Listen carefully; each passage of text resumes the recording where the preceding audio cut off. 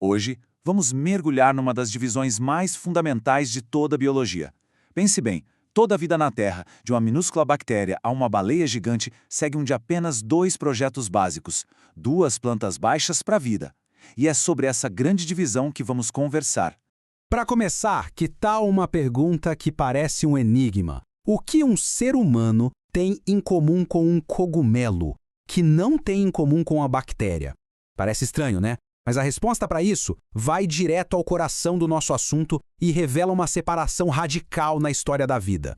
E para a gente desvendar esse mistério, primeiro precisamos dar um passo atrás e entender como os cientistas começaram a organizar, toda a vida no planeta. E olha, essa história de classificação é bem mais complexa do que parece. Nossa forma de enxergar a vida mudou, e muito. Lá em 1735, Linneu olhava para o mundo e basicamente via duas coisas, plantas e animais. Simples, né? Mas aí, com a invenção do microscópio, um universo inteiro se abriu. A grande virada foi quando paramos de olhar só para o que era visível ao olho nu e começamos a investigar a arquitetura dentro das células. Isso levou a sistemas bem mais sofisticados, até que, em 1990, Carl Woese chegou e, usando a genética, a linguagem mais fundamental da vida, reorganizou tudo. Foi uma verdadeira revolução. E o resultado daquela revolução é este aqui, a árvore da vida moderna. O que ela nos mostra é que lá no comecinho de tudo, bilhões de anos atrás, a vida se dividiu. De um lado, temos os domínios bactéria e arqueia. Do outro, o domínio eucária, que é onde estamos nós, os animais, as plantas, os fungos. E aqui a gente já começa a ter uma pista da resposta para a nossa pergunta inicial. Então, vamos começar pelo projeto mais antigo, o mais fundamental, digamos assim, os procariontes. Pense bem, eles formam dois dos três grandes domínios da vida. Só isso já mostra o quão absurdamente bem-sucedidos eles são. E o nome deles já entrega o jogo, é genial. Procarionte vem do grego. Pro quer dizer antes e carion é núcleo, ou seja, antes do núcleo. O nome literalmente descreve a principal característica deles. Fica fácil de lembrar, né? E quando a gente olha para uma célula dessas, vemos exatamente isso: simplicidade e eficiência. Não tem um escritório central bem definido, sabe? O DNA, que é o manual de instruções, fica meio que solto ali no citoplasma, numa área que chamamos de nucleoide.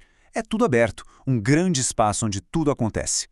Então, resumindo a ópera, sem núcleo de verdade, com DNA sendo uma única fita circular flutuando lá dentro, e nada de compartimentos especializados, as tais organelas. Elas são pequenas, diretas ao ponto. Esse é o plano básico para todas as bactérias e árqueas. Um design minimalista, mas que, nossa, funciona que uma beleza. Beleza, agora vamos virar a página e conhecer o outro projeto de vida, aquele que levou a um nível de complexidade e organização completamente diferente. E é aqui que a gente entra, nós, os animais, e também aquele cogumelo da nossa pergunta lá do começo. E, de novo, o nome nos ajuda a entender. Eucarionte. Eu, em grego, significa verdadeiro. Então, eucarionte é núcleo verdadeiro. Pronto. O contraste com antes do núcleo fica super claro. Dá uma olhada nesta imagem. A diferença é gritante, né? Isso aqui não é mais um estúdio aberto. É uma verdadeira cidade em miniatura, toda compartimentada. Tem o centro de comando, o núcleo, guardando o DNA às 7 chaves. Mas tem também as usinas de energia, as mitocôndrias, as fábricas, que são os retículos. Cada cantinho tem uma função específica. Então as características principais são estas: um núcleo de verdade com membrana e tudo.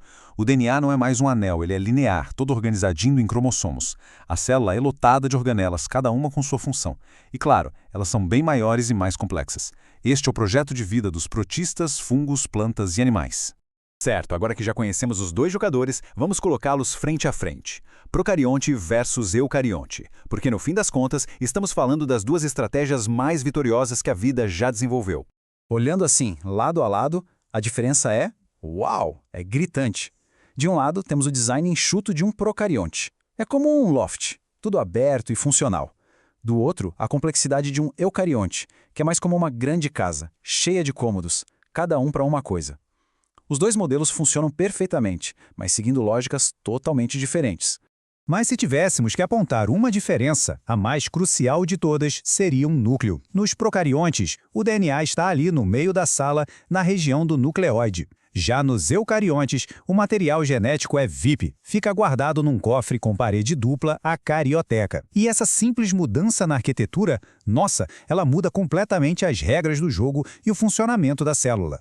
E essa ideia de cofre nos leva direto para a organização interna. Procariontes, como vimos, não têm esses compartimentos internos com paredes de membrana. Já os eucariontes são especialistas nisso. É uma verdadeira linha de montagem celular. Tem as mitocôndrias gerando energia, os retículos produzindo coisas, o complexo de Golgi empacotando e enviando. É a especialização, a divisão de trabalho no nível máximo. Toda essa organização interna, claro, tem uma consequência. Permite que a célula seja maior e muito mais complexa. As células eucarióticas são gigantes perto das procarióticas. E elas ainda têm um esqueleto interno, o citoesqueleto, que dá estrutura, forma e até a capacidade de se mover. É outro nível de engenharia. Aí fica a pergunta, né? Como é que esses dois projetos tão diferentes, o super simples e o super complexo, conseguem não só coexistir, mas dominar o planeta juntos?